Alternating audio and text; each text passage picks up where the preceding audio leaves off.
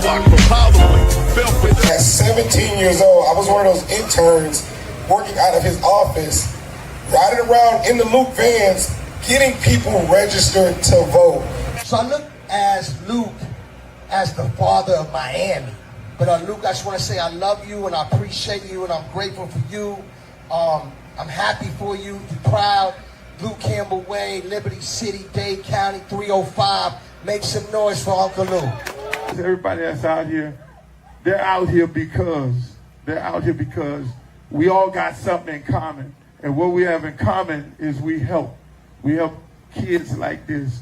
Gil Green helps and inspire. DJ Epps helps and inspire. Devontae Friedman helps and inspire. DJ Khaled helps tremendously inspire. My good friend Stan the Man over there helped. E-Class, who was here, helps and inspire. These guys do a lot of things that you all don't even know. I mean, teach, owns a restaurant, helps and inspire. I mean, that is what it's all about.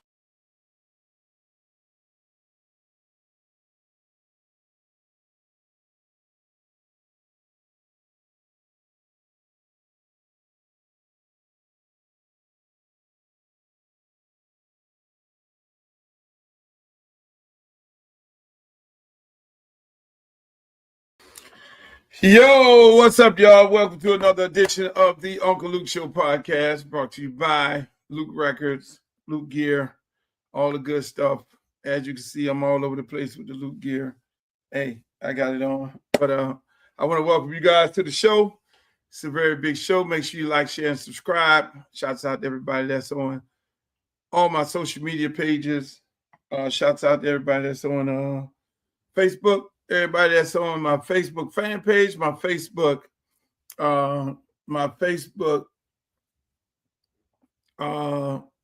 local page.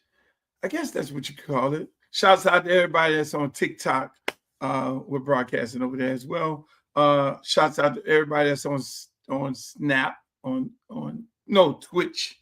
Twitch. I don't have a Snapchat. Everybody that's on Twitch. Make sure shouts out to all you guys. Shouts out to who else? YouTube, all my YouTubers. Hey, what's up, YouTubers? My YouTube numbers went up tremendously, and I want to thank you guys for going over there and subscribing. And everybody that's on X, I want to shouts out to all you guys as well. You know, it's a beautiful day, man. It's a beautiful day, man. It is a beautiful day. There's another beautiful day in the neighborhood. Like Mr. Rogers always say, another beautiful day in the neighborhood. What I want y'all to do right now is everybody like, share, and subscribe to the page right now. We do the show Monday, Wednesdays, and Fridays, 5 p.m. And then we rebroadcast it throughout the day and the night and the next day and all those things like that. And so, you know, we're that's what we do. And we've been trying to do it throughout my the period of running for office. It's been a little hectic. I want to thank you all for bearing with me and dealing with the off schedule, on schedule, and all those different things like that. But we're back on schedule right now. Unfortunately, I was a little late. I want to just say this here. I really want to thank everybody who supported my campaign for Congress. You know, I had something wrote down. I'm not reading that shit because, you know, I keep it a buck. I just go off of feeling and the vibe. I really want to thank everybody who supported the campaign.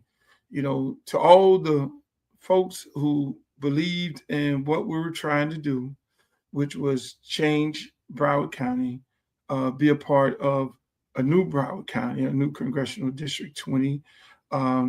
Stop gentrification, bring, you know, revenue and resources into the district that it desperately needs. And, you know, we were not able to do that. You know, it was hard. It was a major tall task. You know, I want to thank the 4,000 or 5,000 people that voted for me. Y'all believed in me. Y'all believed that we can get it done. And I'm sad that we were not able to do it for you guys and do it for the entire district. The people who didn't vote for me, hey, that's the system. That's how it works. You guys make a decision as to who you're going to vote for, and you made that decision. I have no ill will toward you. Um, that was your decision. That is how it works in this country. We go to the election polls, and people decide who they want to represent them, and not. And so, with that said, I highly respect everybody who made the decision to go out and vote for other candidates.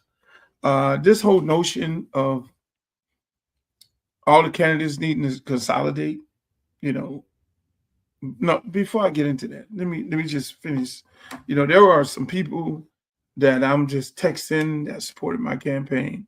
I got to go down my Act Blue, my donation website, and I'm going to go down that list, and I'm going to create something very special for each and every one of those people who made a campaign contribution.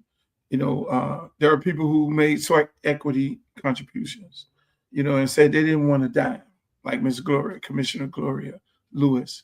I never knew that lady from a can of paint. I met her on the campaign trail. I went to her school, Central Charter. We just connected. You know what I'm saying? We just connected, her and some of the good people there. And she just like, shit, I want to work and I don't even want to get paid. I'm like, no, I got to pay you. And Miss Gloria, when I tell you that lady went 10 toes down and for this campaign, she has a friend in life with me. Because one thing, if you know anything about me, I'm a very loyal person. I'm loyal to people who support me, and I'm loyal to the people who I go into a war with. Larry Dog, another one. There was not a day that Larry Dog did not put in work. He woke up every morning. He's a comedian and a musician. He woke up every morning giving me a report as to where he went that night. And I called him, I changed his name. I called him the Nightcrawler. Larry Dog went hard. I mean, William Joseph went hard, connecting people, trying to get people to be involved. William Joseph went hard, you know what I'm saying? And if there are some stars of the show, Miss Sonia, my compliance lady, she came on, did the compliance, made sure the books and everything. She never wavered. These people, were so instrumentally involved in this campaign. The ladies, Deja, Miss Gloria, Miss Hill, Sasha, Devin at the office, where, our campaign office, all these people, and I know I miss some names, and I don't want to miss some names because I must do a special thing for all of them. I mean, the ladies who worked at the polls, they were so instrumental in this, man. You could see the passion in them when they were working at the polls. And the ladies who did phone banking, every day they showed up doing phone banking. And they made phone calls on a regular basis. They like, Luke, people love it. And so, even the people at the polls, and when I visited the polls, they were not sitting down in the chair. They knew what this was all about.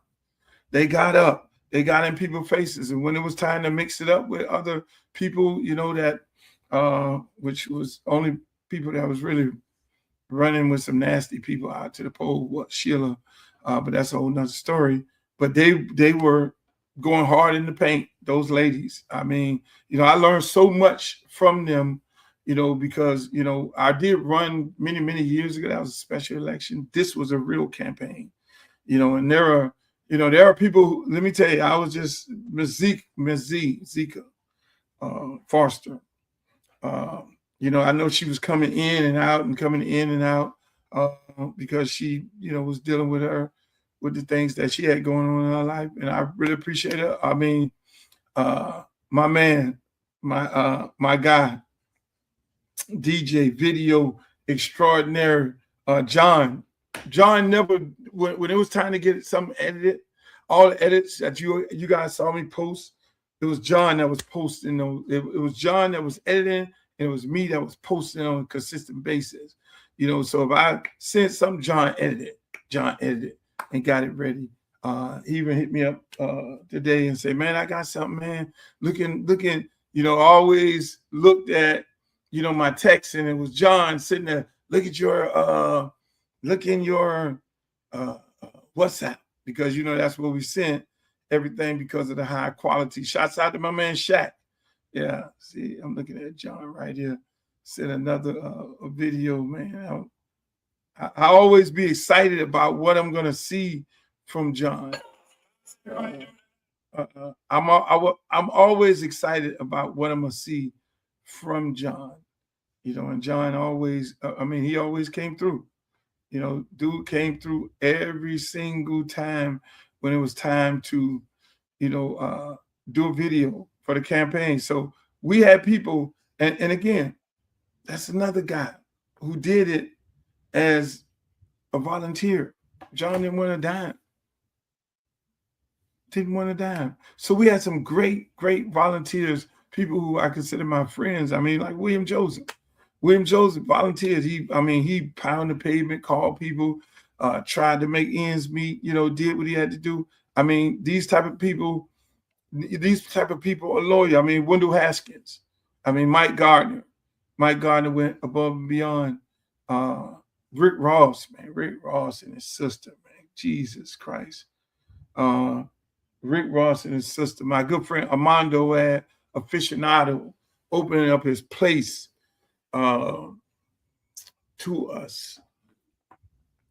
And look at that, Armando calling me right now. I can't talk to him. You know, these people were so instrumental in this glow online, on social media, you know, reposting things, talking about, you know, the campaign and letting people know how serious it is, you know. And one thing about me, man, I look at the little things. You know, the little things for me is what count, you know, and I look at those things. I look at, you know, because that's what I'm a volunteer. There's nobody can pay me for the services of my community. Nobody can pay me, you know, and everything that I've done and everything that I've accomplished when it was going out into the community and helping and fighting to get resources, to bring resources back into my community, whether it was parks, whether it was equipment, whether it was shoulder pads, whether it was whatever it may be. Those are the things that I did. My man Ralph Green, you know, me and Ralph was the one that, along with Hosendorf, who put the $50 million deal together for Miami-Dade County Public Schools and Adidas. Me and Ralph is working on something very special again. You know, we're doing that again, you know, and so there's so many people. I mean, the owner of 24. Now, I never went in 24 in my life, but he felt so passionate about this, and I'm going to go over there. I'm going to go support 24. The owner of Booby Trap on the river. See, these are people who like maxed out, who really like came hard for this campaign. You know, people who, you know, they just like felt the vibes and felt like, you know, they wanted to be a part of this, you know. So there were a lot of surprises, whether it was good surprises, and then there was a lot of bad surprises along the way. But unfortunately, that's what happens. You know, that's why I put that quote from Martin Luther King up on my social media page. You know, it was sent to me by someone, and, you know, and it read, in the end, we will remember not the words of the enemy, but the silence of our friends. Dr. King. That was so deep. I mean, that was so deep in the moment that I really needed something to gravitate to without like going off. But, you know, again, like I've always said, God is in control of all this, man. I truly believe in him. I truly believe that he sends me into these areas for a purpose. You know, this didn't happen for us. The election didn't happen. We didn't win, but we still won anyway. Because one thing about me, I'm going to try. if I feel the need to go and help people and bring some awareness to the issues that at hand, I'm gonna do that. You know, people who told me, you know, hey, look, man, you a Dade County dude, man. You going to Broward. Broward ain't fucking with you like that. They're not gonna be fucking with you like that. You know the beef between Dade and Broward, and for Broward to now accept the Dade County guy to be an elected official in there that's gonna be hard. You're gonna have to get over that first. You know, so I wasn't like mine. I wasn't brain dead to that. I wasn't brain dead to that under no circumstances. You know, I understood that tall task, but in order to break that cycle of the hate between Dade and Broward County, in order to break that cycle, you have to try. You know, and so, you know, I've always represented the state of Florida. I've always represented, I am a Miami guy. I'm born and raised, and I'm 305 till I die, no question about it.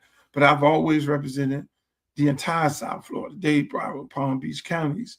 And I feel like that is my job. And so if I go out of town right now today and go in Georgia and somebody say something bad about some people from Broward, I'm going to stand up and stand tall for Broward. If they say something bad about Palm Beach, I'm going to stand up. If they say something bad about Florida in general, then I'm going to stand up 10 toes down, you know, repping my state, my city, and the surrounding cities of my community, because they have been there for me through thick and thin for so many reasons. And so, you know, I understood that being a situation, you know, and that was going to be a tall task. But the election itself, you know, it kind of became something bigger than just running for office. It became, you know, the defense of an African-American seat, you know, and that was my whole thing. I'm here to defend. I'm here to, you know, stop the forces of taking Black representation away. Obviously, that happened last night. You know, a seat that was controlled by African Americans in the African American district was taken away. You know, that was taken away. Not going to come back. Yeah, I mean, next cycle, maybe somebody may run, but that was taken away. And, you know, hey, look, you know, I originally did a thank you. I really did a congratulations tweet to Debbie, and I immediately took it down because I was like, this is not a time for congratulations. I cannot congratulate a person who I feel that has divided our community and has taken away Black representation. I can't congratulate a person on that. Like, congratulations on taking a black seat where you could have ran into a white district in 22. You could have ran against Jared Moskowitz, or you could have did some other thing, but take away a African-American seat. So I had to immediately take that down. So if you saw that and you say, oh, Luke did a nice, beautiful letter congratulating Debbie, I couldn't. That didn't sit well with me. It was like, no, this is not what you're about, and this is not what you built for. I couldn't do that because everything about that is all wrong. You know, running in this race, she won the race. However, she ran her race, and so be it.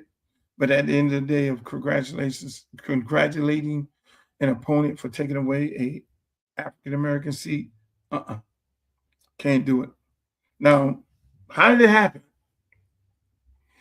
Everybody say you got this crowded field of Black candidates and they're going to split the vote and everything like that. It's not the case. You know, I said from day one, when I went into the room with those other candidates, I looked at all those candidates and I listened to them talk, listened to them make their speech.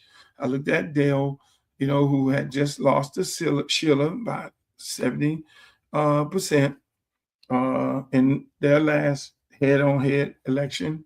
I looked at Elijah. I thought he was a bright young man, but I didn't think he could have beat her head up because of his, him having a problem with Israel and how much money AIPAC puts into her pack. They were not going to let him win. It was going to be all hell break loose. And then it was Sheila, who I thought she should not have been in the race.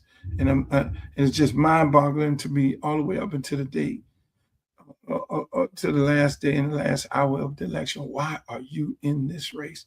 You and your family out here, like, they were working hard. And they were being, the people who worked for them were being very nasty about it. Everybody else carried themselves in a classy way. It still was mind-boggling. You have been 25 counts, 27 counts. You found guilty on 25 of them. You've been indicted. You got a federal case in February. You should be home thinking about that. And so my mind just went crazy on what was the motivation of her actually running. Did you cut a deal? Are you there to take votes away? Are you working for them? And then I just started just thinking, like, you never said nothing bad about Debbie in the one forum that she showed up, which was at John Knox all white place, because she never showed up at any other forum in the Black community. No, she showed up at she snubbed at the damn NAACP 2 times. The first time she snubbed the NAACP was NAACP forum. She didn't show up there. NAACP had their version of Soul to Pose with the Divine Nine. She didn't show up to that as well. The community is divided, so I'm looking at that. Why are you in this race? And the crazy part about this, when you look at the numbers, you see me. Me and her virtually tied for last place. And I'm sitting there looking at this, and I'm saying, she got the same amount of votes that I got. And I'm looking at the precincts and seeing where the votes came from. Large part of Debbie votes came from the white community. They showed up because they wanted a white representative, because they have been represented by African Americans for 30 years. And it was to them, it was a fight. And I was trying to articulate that to our people. Dale being Dale, Elijah, got a large part of, the LGBT community, because that's the community he's a part of. We knew that was going to happen. So then it went down the line. I got to overcome this thing of being from Dade County and Broward County. And will Broward County people support me? So I got a large amount of votes, which I'm happy about. A lot of them were transplants, Dade County people who moved into Broward County. I know that. But when you look at the numbers and people saying, oh yeah, y'all took numbers away from other people. I mean, let's be real. In Broward County, it is 334,262 registered Black voters. 334,262 Black voters. Debbie Wasserman Schultz won by 27,000 votes. Next person came was 14, the next was 7, and next two were 4. So when people make this argument that you took votes away, no, it was 279,000 registered voters that stayed home, that didn't feel that it was in their best interest to go out and vote. So that argument of splitting the vote makes no sense. When you have one guy with 14,000, another one with 4, another one with 4, another one with 7, and she sitting there with 23. Meanwhile, that comes up to damn near 54,000 votes, and you got 279,000 registered voters that's sitting at home and didn't find it interesting. So people who make that argument that somebody took some votes away from, that makes no sense. You're stupid. You're stupid when you make that kind of argument. No, you need to make the argument of the fact that 279,000 registered black registered voters stayed home. You have a total of 334,262 registered black voters, and only 54,000 showed up.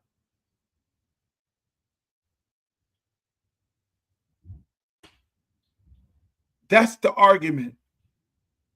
Why? And until you make that argument, until you fix that issue of the 279,000 who didn't feel it was in their best interest to get their ass up and go vote, that is the issue. It's not the people that was in the race. And I always said that from the beginning. I was like, look, the person with the most amount of votes is going to win. I said it on my podcast. I said it on my tweets. My only way I will win if people who don't normally vote. Because I knew the ballot harvesting was going to happen. I knew the person with the most money was going to ballot harvest. I knew they were going to send the call out to the pastors, certain pastors and certain big churches, and pay them the money, and then for them to confuse their constituents. But I can say this one thing. About people of Broward County. The black community. They stood with the black candidates. Even though shame on those 279,000 who didn't go vote. Shame on their ass. Shame on their ass. But the ones who actually went out and voted for either one of these black candidates, I commend you. I commend the 7,000 that voted for Elijah. I commend the 14,000 that voted for Dale. I commend the 4,000. I know y'all a little delusional. Who was loyal to Sheila.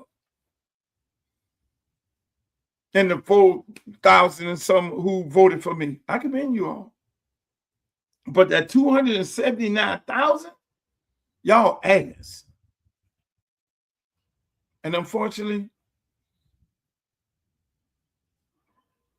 when you look at whether good or bad happened in this district, you're going to have to look at yourself and say to yourself, I didn't get up to vote. Now, why you didn't get up to vote?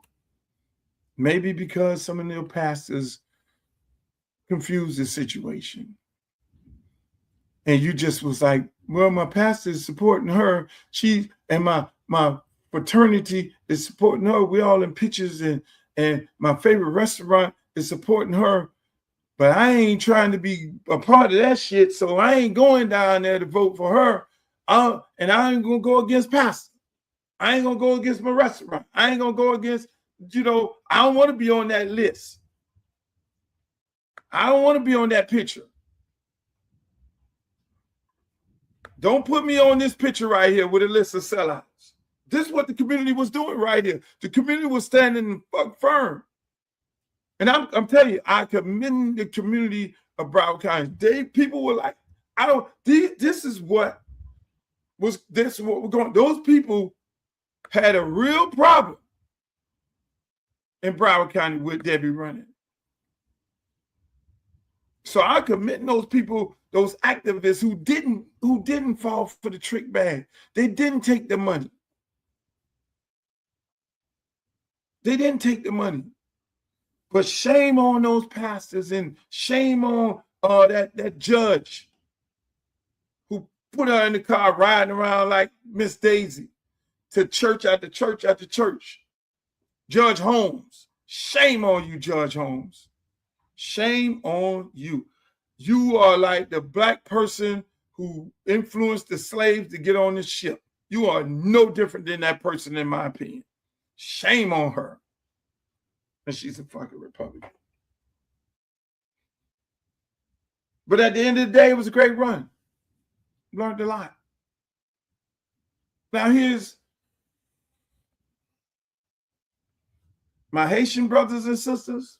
I know you stayed loyal to your girl, Sheila. That's a hell of a gamble. So you hell of a gamble. But I say shame on Sheila for getting in this race and putting her people in this predicament. Sheila would tell me in the forums, and we would talk about how she got to where she's at, the things that happened with her COVID money, the things that happened in Washington. And she would tell me it was all orchestrated by Debbie, and she knew Debbie was going to run, and how Debbie and this and all these different things. She never said those things when she had the opportunity on the campaign trail. And I often wondered, why you ain't saying this? We did one forum together. I'm like, yo, why you need to make this. Why you ain't saying the things that you saying to me about what you saying that Debbie did to you and how you got to where you're at right now in the situation which you're in right now? Make some element. You know, I'm not gonna talk about some of these things. Should have been her saying these things, but she didn't say it. So I often wonder, like, what the fuck did you do? Did you cut a deal with her to divide the vote? Somebody got in the race to cut a deal to get to divide the vote. So then I go back to the pastors and the confusion that they created within the community, and the community leaders like my man Devin and Vicente and May and Miss Perkins up there, man. There was some soldiers.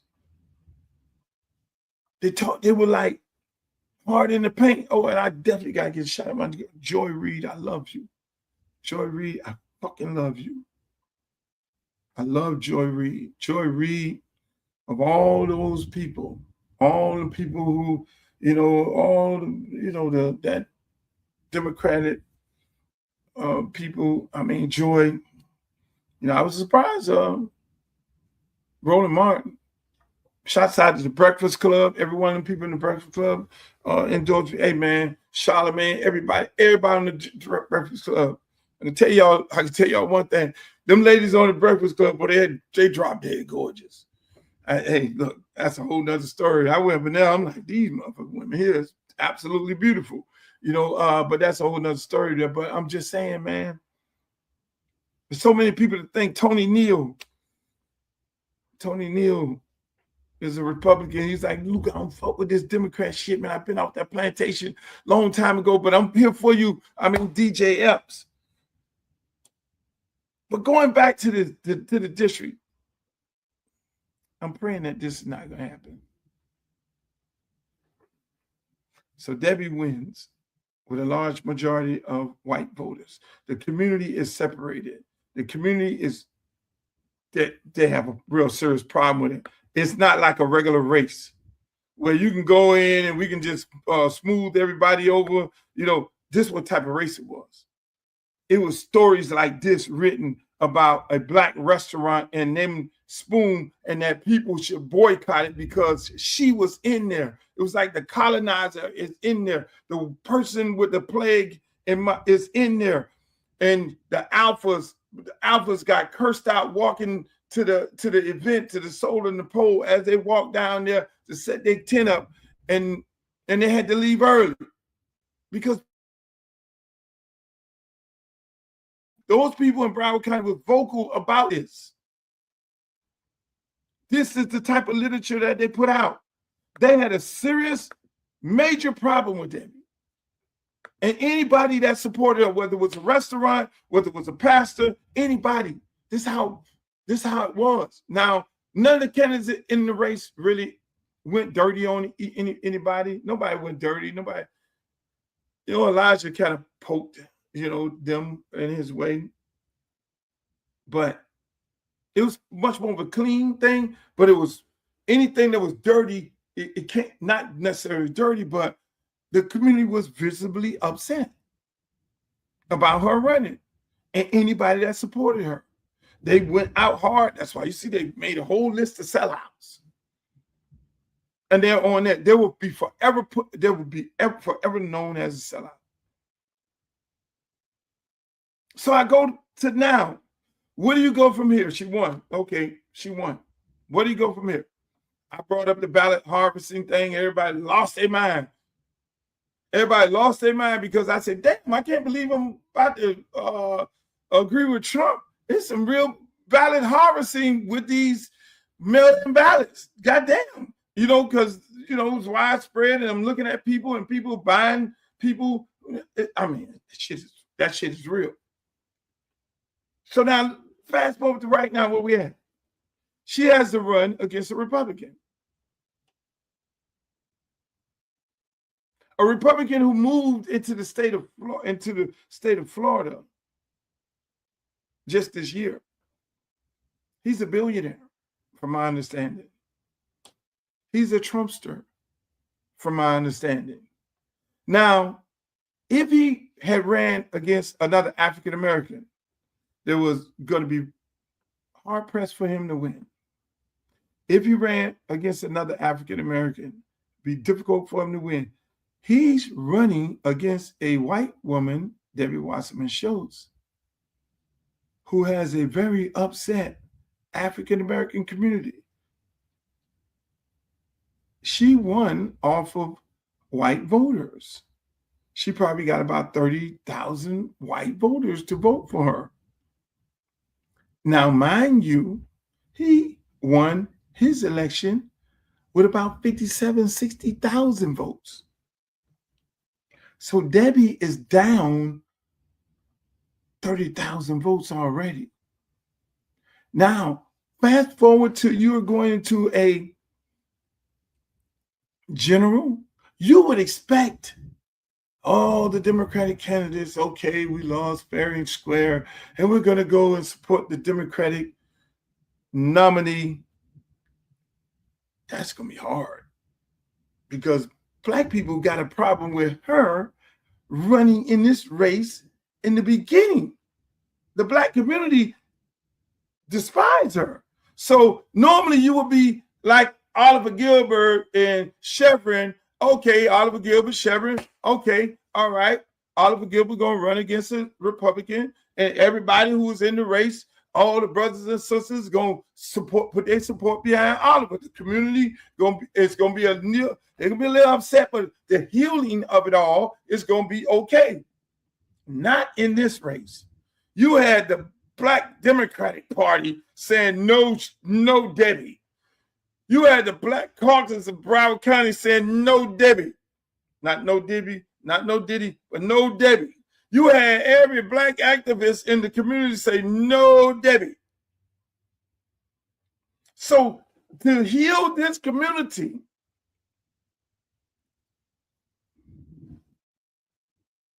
it's going to be very difficult. You got Trump money coming in here. You have Trump money coming into this candidate. This is Trump's candidate. You have Byron Donald trying to become the governor. So you got Byron Donald needs all the Republicans in Congressional District 20 in Broward County to come and vote. You need all of them to come vote.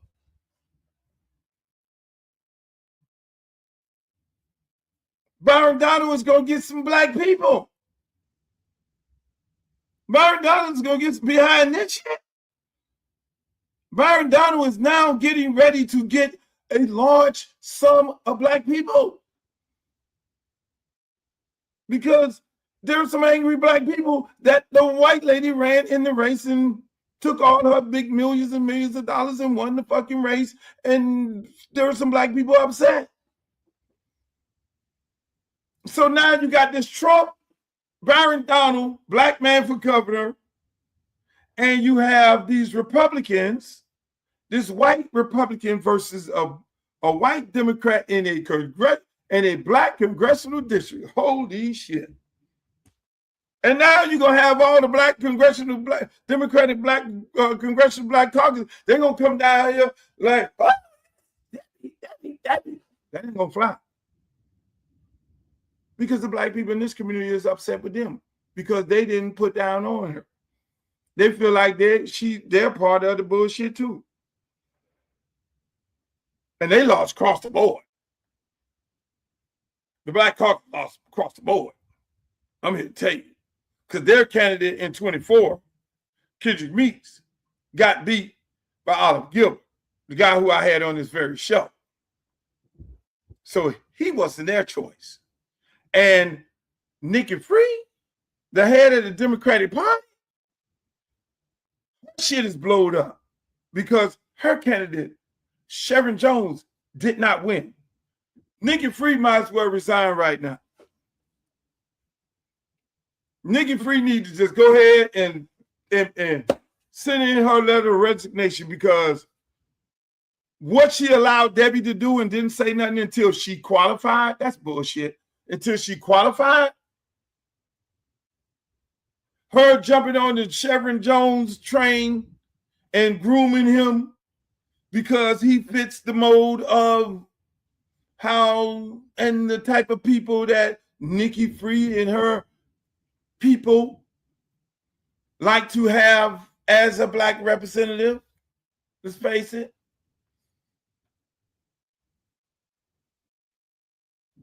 Like all the rest of them. And the Congressional Black Caucus, who all supported Kendrick. And now you got Oliver Gilbert, who, it hurt me. That's my friend. And let me say this about this. I'm going to say it publicly. Rudy Moise, we lived in the same building together at the Grand. And Rudy is a good guy. Did I think Rudy was going to win? No, but Rudy came to me and said, Luke, can you support me? I want to support you. Rudy had already endorsed me in this race and asked the Haitian people and said, I want to do it and so he said, I want to support you.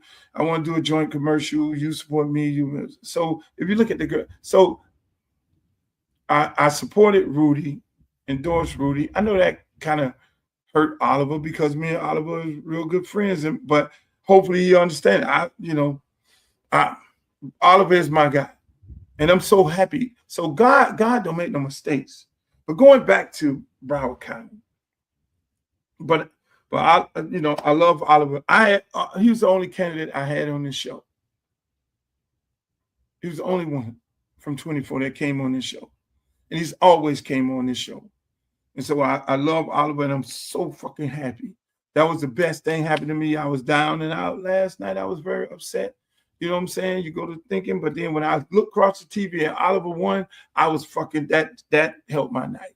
And I love Oliver, and people support Oliver, and I'm gonna make a donation to Oliver, and because he's rightfully so deserving of that job. But going back to this race, so now you got two white candidates going. You got Trump money coming in for the white Republican.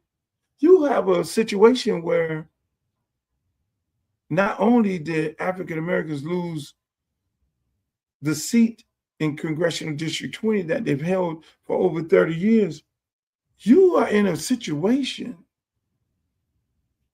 that there's a strong possibility that the Republicans win that seat.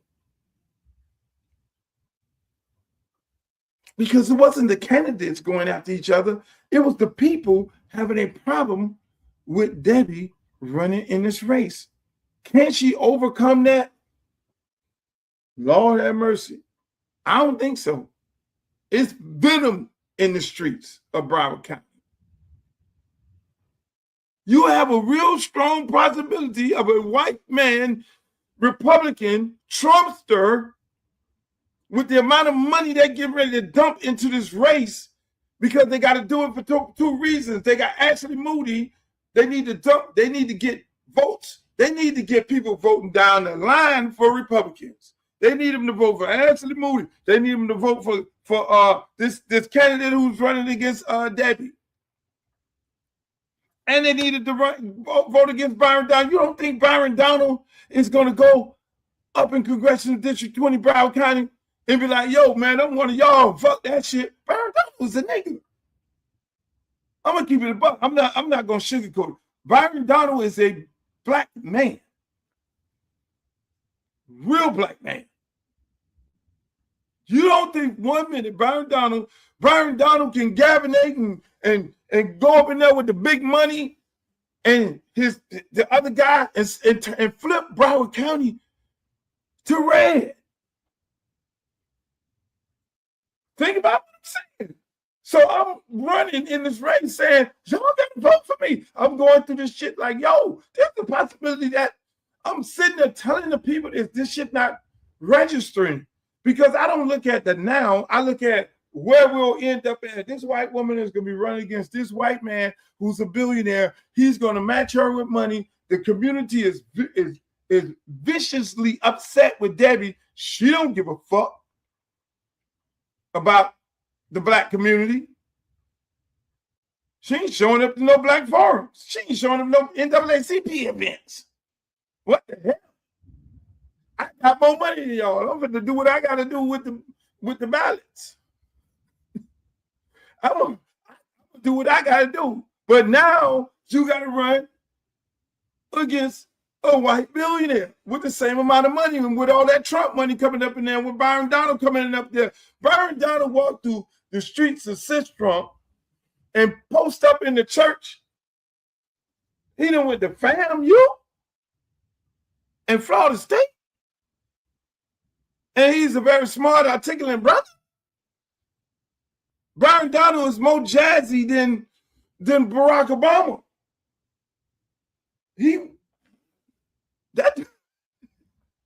So he up in there saying, vote for my homeboy here, dumping money into that. There's a strong possibility that we lose not only we've lost to a white person, but there's a strong possibility that we lose the seat to a fucking Republican, a Trumpster, a ICER. Ooh, a ICER? So, all of the good Haitian people who voted for Sheila because you were so loyal to her, you didn't do your homework.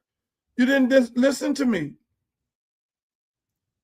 So now, Ice baby, win. What the fuck you think he's finna do?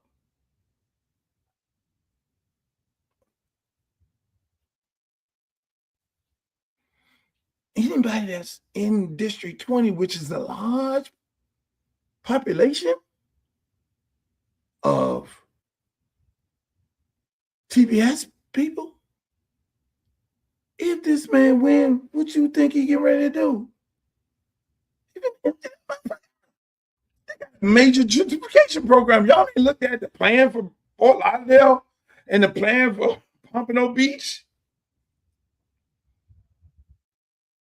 This is what I'm trying to tell y'all. Y'all don't see this shit. Why is everybody sitting at the wheel? I'm looking at people pull up the football stadium, 20,000 people. I'm like, give me them 20,000. Pull up the park. I'm going to Mills Park and pull up 3 decks of people, like thousands of people. I'm like, what the fuck? I'm like, just give me half of them, we win. 5 cartel concert, full up. All the big concerts, all the reggae festivals, Shabba Ranks, full up. Give me, yeah. Said it. I need people who don't normally vote to vote. Out of that 279,000, I got 4,000 or 5,000. And the other 279,000 say, fuck it again. So now, if you are there on TPS, ooh,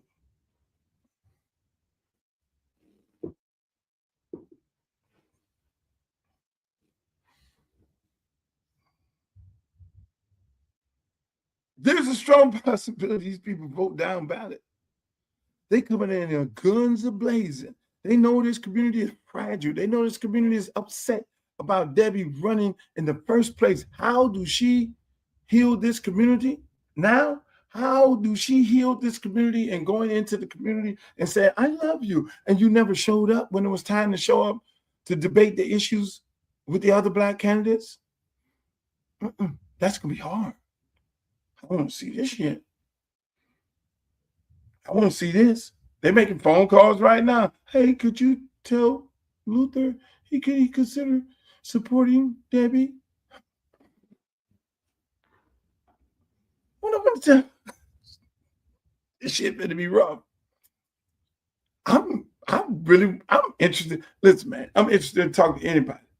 I went to ChatGPT last night and said, ChatGPT, how the fuck do I change my party affiliation? ChatGPT is funny. ChatGPT told me, hey man, don't do that. I know you just lost the race. I'm like, fucking ChatGPT, I ain't even tell you I lost. ChatGPT, I know you lost the race. You're a little emotional right now. Don't do nothing right now. Take 3 days or 4 days to make that determination. I will get ready to change my party affiliation. I swear to God, on everything I love, and still is. I can't be a part of the Democratic Party. I swear to God, I cannot be a part of this party. If I had to do it right now today, I would do it right now today. I'm gonna take a few more days to think about it, but I cannot. It's going to be very hard for me to continue being. I'm like weighing shit. It's gonna be very hard after the shit these people in this Democratic Party did. My God, the only shining light of this Democratic Party is Oliver Gilbert beating all those motherfuckers. Oliver Gilbert beat Washington. The Black Caucus, who supported Kendrick, he beat them. Oliver Gilbert beat Nikki Free ass, the president, whatever the hell she is, the chairman of the Democratic Party of Florida. Oliver Gilbert is the shining light of it all. He is hope. He represents the hope in this shit. If there would be only one person that would save my ass to stay in this party, would be fucking Oliver Gilbert. Other than that, I'm 95% gone. 95% gone. I'm 95% gone, people. And I'm looking at the two parties. I'm 95% gone. I'm going to tell you all that right now. Hey, look, I have all the rights in the world to leave this party that I sweat, blood, and tears for and took heat for. After this race, I have all the reasons in the world to leave.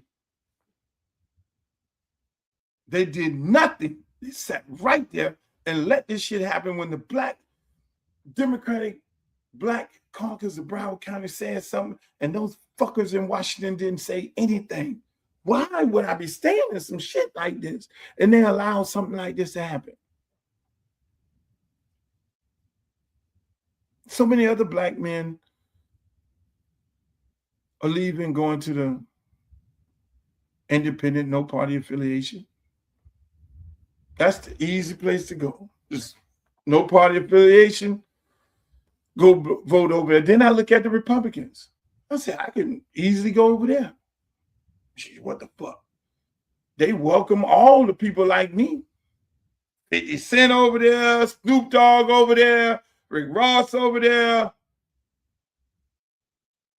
Nicki Minaj over there, goddamn Mike Tyson over there. Hey, and there's a lot of other people over there too, because them motherfuckers, when I called them up, I ain't gonna call their name. They said, well, I don't want to get involved in the politics because, you know, I get money from the Republican Party. There's a lot of them over there. This man and pardon all, fucking, I don't even know he pardoned, what it is? What the boy name? It's everybody little. The boy who got, damn, I got a brain freeze. The boy who got baby from Floyd Mayweather, Mike Tyson over there, daughter. What's his name? Hottest rapper in the world. He over there, he got a pardon. Lil Wayne got a pardon. Kodak Black got a pardon. All of them, I don't need no damn pardon. All them people over there. So it's like, it really lines up to say, yeah, all this shit, you talk about Trump, but that party welcomed those type of black people. Really. This party ain't, I called Kamala Harris. I had a friend that needed a party. I done went out there and worked my ass off with her. They on their way out.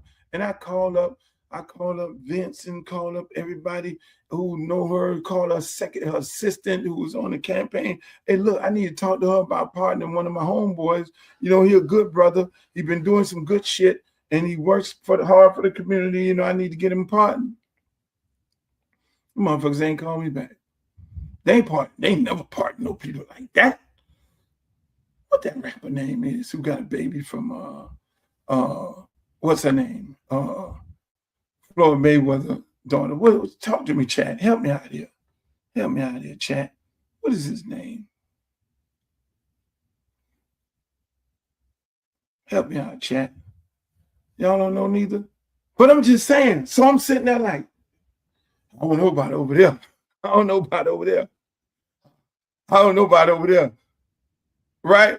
And I'm sitting there saying to myself, they asked me, my good sister over there, Tanya, say, Luther, what's next? CBS 4. I'm like, are you going to support? Did you call Debbie? I said, I don't know Debbie's number. Are you going to support her? I'm like, Tanya, Luther, I need you to come to the show in the morning. Tanya, call some of them other candidates. They got more votes than me. No. We need you to come. No. I laid in my bed and say, no. Shouts out to Tanya. She did a good job. CBS 4, I love her to death. I'm telling you, man, this shit deeper than rap. It's not over. You got a whole general. And so what happens? Trump guy get in. Woo. TPS ain't gonna be TPS, temporary status. Man, that man finna clean up that whole district. Hell, you might get got if Debbie wins because she was the one trying to put a jail in Weston. And the people of Weston say, hell no, you don't finna put no jail up in this motherfucker. So y'all ain't put her in. The white people put her in. This is going to be so fucking interesting. So again, 279,000 people that sat home. It's going to be interesting. You guys sat out this election, and I kept saying on every one of my posts, this is the most important election in the history of Broward County. You're not going to be able to say I didn't say it. You're not going to be able to say Luke didn't say it. Luke said it every time I post something. Hey, look, man, y'all got to get y'all ass out there and vote. This shit's serious because I'm looking at the future of it all. I'm looking at how this thing can shape up. This woman wins. You got a bunch of upset black people, rightfully so, in the community. You got upset candidates. Who's she going to do? How's she going to get Elijah? Elijah don't believe that his 7,000 vote. Elijah don't believe that Israel should be bombing Iran. That was his whole platform. Not going to get him. Dale, you probably get him. He won a job. Career politician. How you going to get Sheila? Sheila thinks you part of putting her in the lockup. That would be real funny if Sheila come out like, yes, I'm supporting. Yeah, Sheila, you got a deal. Then there's me. Y'all had to have a real conversation.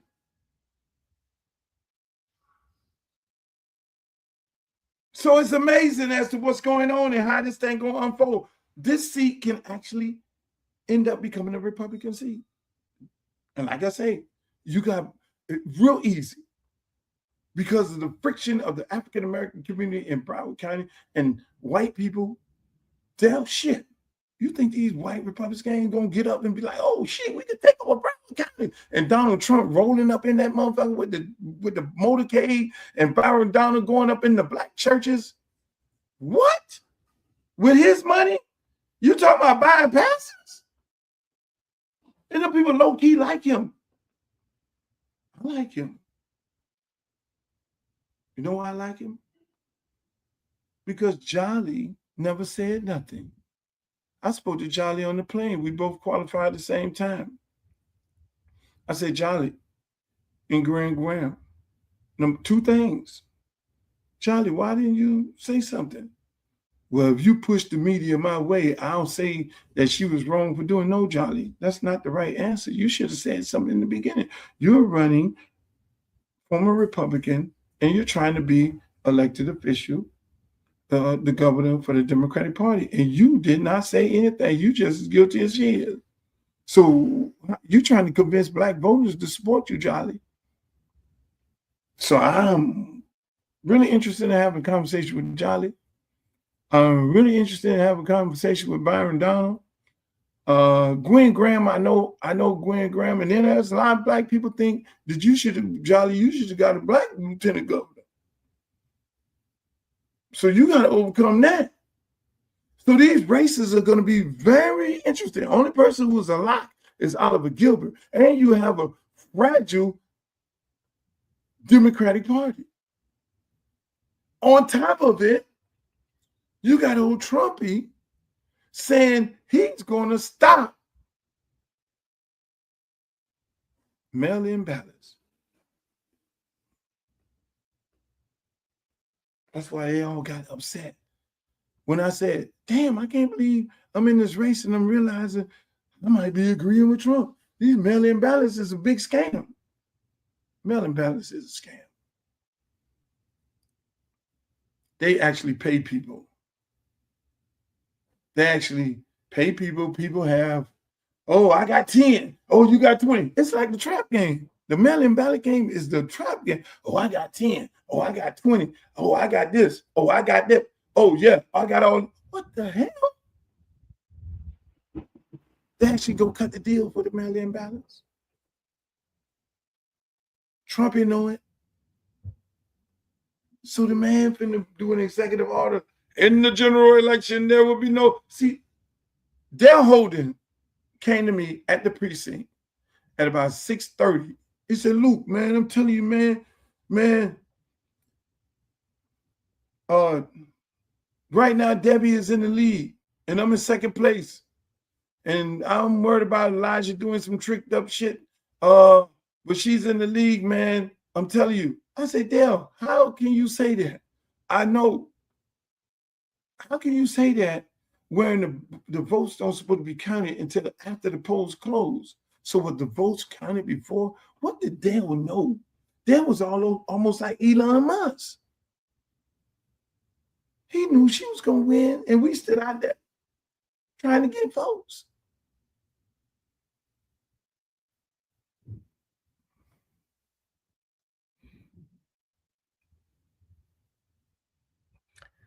This is going to be very interesting. Listen, I talked to my good friend, EJ Edrin James. Thank you. Shouts out to Edrin James. He supported the campaign tremendously. Wendell Haskin. EJ, I say, EJ, I'm coming with you, boss. EJ is living the best life. Finished, he retired, went to the Hall of Fame. He just chilling, riding around. EJ goes here, go there, buy businesses and all that stuff. EJ just living the. I say, EJ, I'm coming with you. I did my community work. I did my community service, man. I got my, yeah, man. EJ said, man, you got your name on stadiums, man. You did this, you got that, and did this. People calling them like, don't stop now. Come, you got to run again. This is the beginning. Okay, I'm not running for no office no more. I'm going to live my life for me. I got my son. I got Jack. I have some friends. I got to pick one. I need to just relax. I'm going to change my number. So everybody who has this number, if you don't get the new number, if I don't call you with the new number, that means I don't like you. I don't think you are supportive of this campaign. I think you're full of shit. So I'm going to change. This number going to be dead. I'm going to get a whole nother phone. I'm going to buy that right now. Put all my good friends in there, the ones, because this election allowed me to realize who's my friends and who's not. Because most of the people who are not my friends, they call me up and have me doing shit for them and making connections and all that. So that good. So my road, my won't have 4,000 people in there. I have about a couple hundred people up in there. I'm sorry, I got to do this. I'm sorry, I got to do this. So that's what we had, people. It's amazing. That's just an amazing thought to think of. That there's a strong possibility Broward County may go red with a red congressman because of how this election really went. I know y'all didn't think about that. I know you really didn't think about that. You did not think about that at all. But I did. And I told the people, I told the white people. And it gets even worse. Look at what y'all have to deal with, us. You have Hakeem Jeffrey having a problem. Now, these people changing their tune. They knew what they were doing. I'm running on Medicare, Medicaid, and for all. Look what the House Speaker said just the other day. Move on to Medicare for All. You co-sponsored Medicare for All legislation from 2013 to 2021. You've not co-sponsored it since you became Democratic leader. Will you put Medicare for All up for a vote if you become Speaker? Well, listen, these are all conversations that the House Democratic Caucus is going to have. Right now, we're focused on November 3rd, not January 3rd. What we are promising the American people is that we're going to fight to make health care affordable for every single American. And we know there's a lot of damage that Republicans have done that we've got to restore and repair. For instance, Republicans have enacted the largest cut to Medicaid in American history. More than $1 trillion or so has been cut from Medicaid, and what you're going to have is about 14 million Americans lose access to health care. Do you personally support Medicare for All? Do you personally support Medicare for All? No, as you indicated, I haven't co-sponsored the Medicare for All legislation that has been introduced over the last several years. I do think we...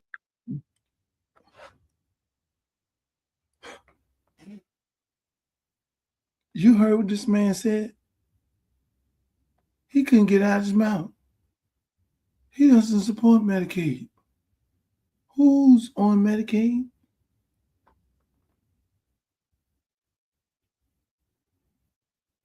You see what's going on? Do y'all see what the fuck is going on? Hakeem Jeffrey, the lady clearly asked him, do you support Medicaid? The man danced around. Say you sponsored it before. Do you know who gets Medicaid? Do y'all know who? This is what I was trying to know. I'm going there to fight for Medicaid and Medicare. Who's on Medicaid? Chat. I don't want to tell them. Who's on Medicaid? Who?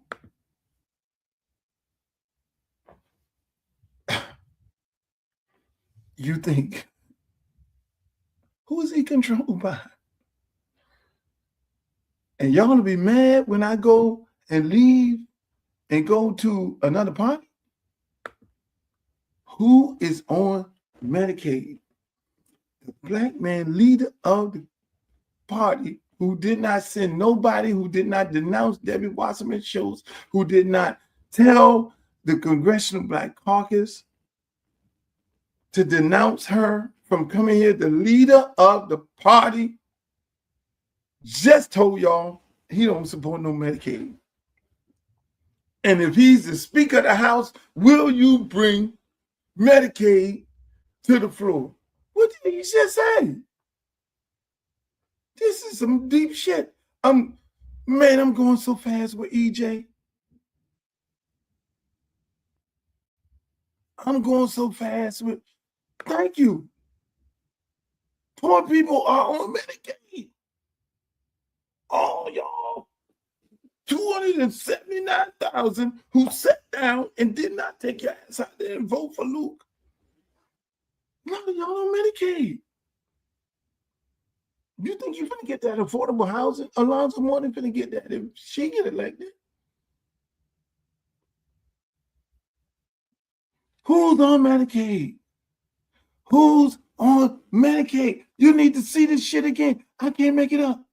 Who's on Medicaid?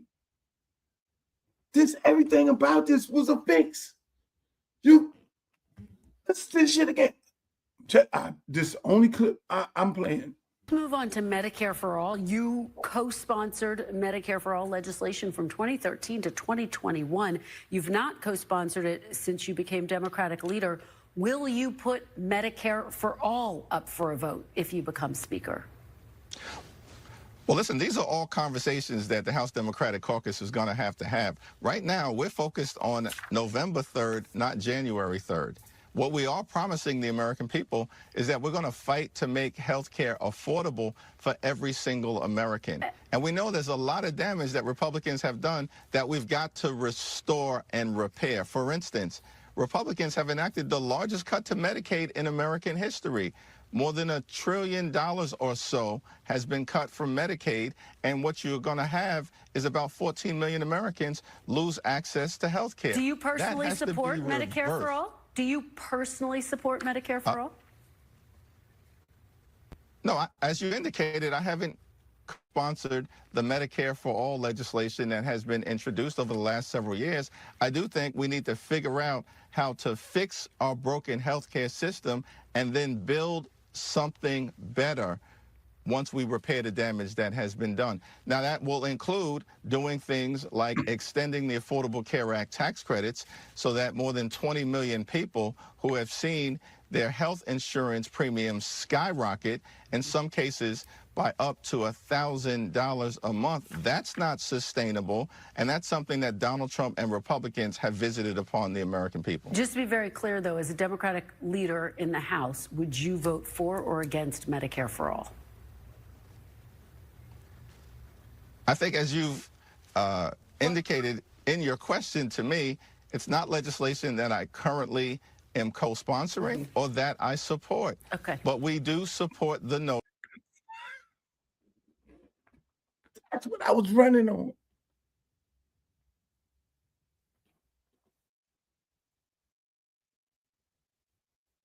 That's what I was running on. I was running on something that did not align. I'm for poor people. He's an elite. He's an elite. I'm about the elites. All of them. Yes, he can't answer the damn question. Poor people won't have any insurance.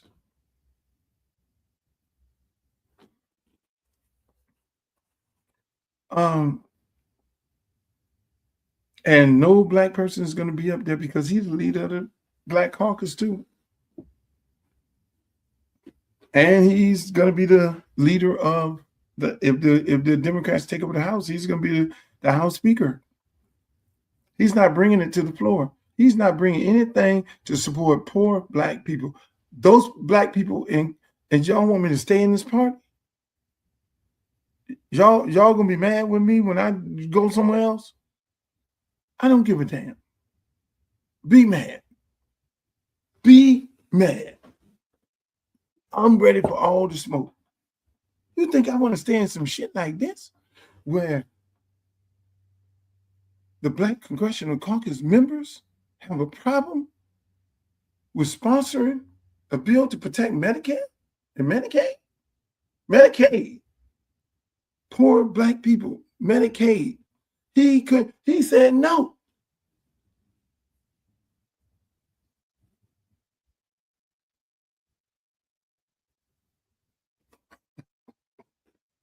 I can't make this shit up. I can't make this up. Listen, man, Stephen, let me move on.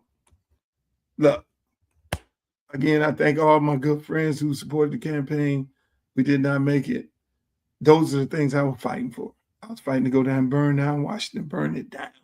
But unfortunately, y'all didn't give me the opportunity, and 279,000 African Americans sat home and sat it out and say, oh, it's going to be okay. And I'm praying that it really is going to be okay. Does the future look dark? Yes, it does. It looks real dark because Debbie gonna have to do a whole lot of healing the Black community that she totally disrespected throughout the election, and stop the Republican person coming in. You got Byron Donald, he finna walk. Byron Donald is gonna be a cakewalk for him. He's our next governor because of this, because of lack of respect for African American community from the Black caucus in Washington and a lot of Black people. So Byron is locked. Now the issue becomes how many people this white man is going to galvanize up in Broward County. Yes, it's sad. It is sad. Yes, it's sad because they didn't realize it. And I was trying to tell them, but they got caught with the okie doke. So I'm looking at these people going, and I could kind of tell the people, the Black people who's voting for her, and I'm looking at the candidates in the race. Y'all can't be down the head to head. So I just left it alone. Now, if there would have been a Black candidate was running against this Trumpster white guy in Broward County, he would have got his ass whooped. That's not the case now today. There's two white people running against each other, and the white Democrat, the Black people have a problem with. And she only won because white people voted for her. And now she's running against a white man Republican with millions of dollars and Donald Trump. You can see Donald Trump ride through Broward County like he never did before. I'm going to turn this bitch red. You can see Byron Donald through the churches in Broward County. I'm going to turn this bitch red. So people want to interview me and ask me, okay, what's the damage of this? This is real. So I'm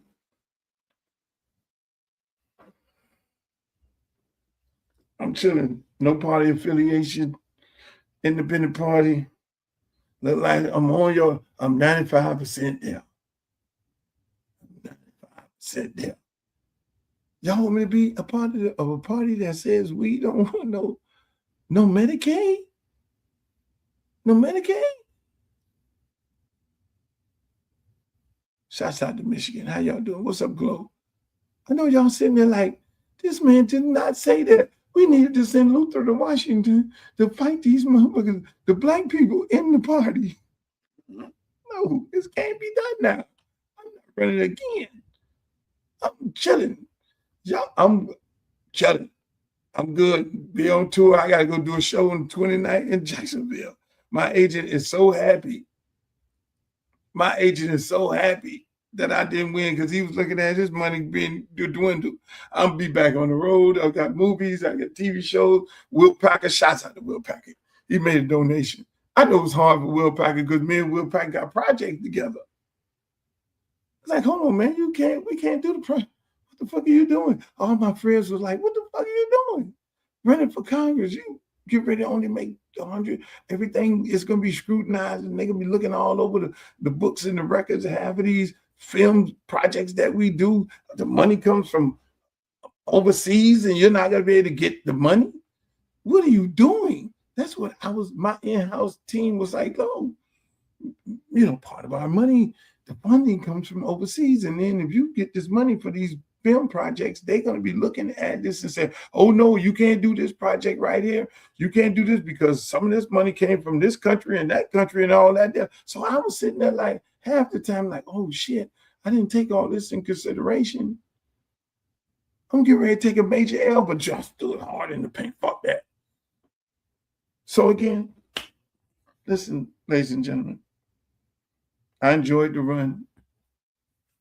I'm going to be running my film company, Liberty City Optimist, my youth organization, my music company, large catalog, all these different things. Got a lot of work to do. I'm going to get it. I canceled the 29 city tour. I moved it. If there's a case, I'll probably go on tour at the beginning and somewhere around November. I hit the road. So, hey, I got a film project with LeBron James I'm doing. Got another film project I'm doing with Will Packer. which is my live movie. I got another film project, 2 more film projects for other entities. And so, hey, look, no politics, no more politics for me, my friend. I'm going to leave it into the hands of the Lord. That's right. You said it best, my friend. No politics. I tried. I get on here and talk about politics, sports, politics, and entertainment. I felt like I knew where the direction of the country and the direction of the country was going in.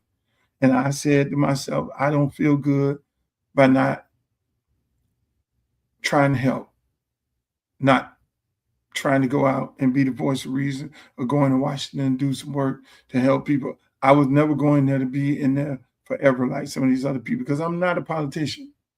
I was going there to genuinely help these people of Broward County. You know, so I'm not mad that they chose somebody else. Or they sat down. They set it out. I'm upset about the direction in which it's going, but I did my part. I can genuinely say, and I feel real good about it, that I extended myself and I put myself out there to actually help. Now, did the people want that? No. I'm good. People calling me up, oh, you got, I know that's the beginning, but you just started. You got no. Ain't no, I don't thrive to be a politician. That's not my thing. That's, I help. I get more things done in the back room than I get done in the front room. And so that's what I do. That's why I've gotten so many things done in the community that I live in. You know, it's always a thing of, you could be the king who's going to get shot at all the time, or you could be the kingmaker. So now I'm back into the role of being the kingmaker. I'm going to endorse somebody.